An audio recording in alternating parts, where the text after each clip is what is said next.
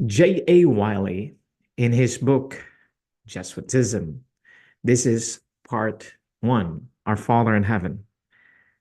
Thank you so much for guiding us and sustaining us until that day of your Son's return. And in his name, Jesus the Messiah, I pray. Amen.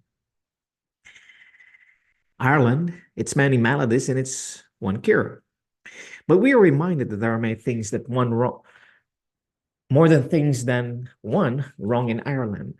Priestcraft is not the only scourge of that unhappy country. There are other grievances besides which afflict it. This we frankly admit. It is not one thing, it is everything that is wrong in Ireland. Landlords are at fault of the landowners of Ireland. How many are absentees, spending the revenues of their estates out of the country?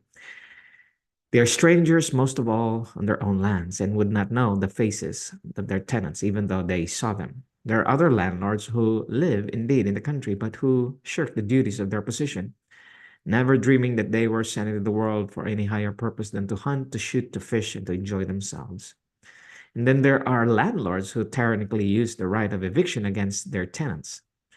Not a few of those who bought their lands under the Encumbered Estate Act had been chargeable with this harshness and cruelty.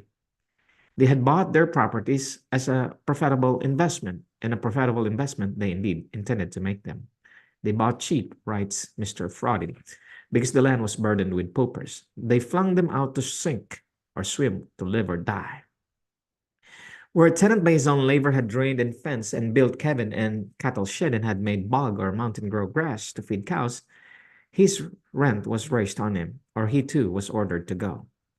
The land laws too are no more immaculate than the landlords in the class of cases just cited.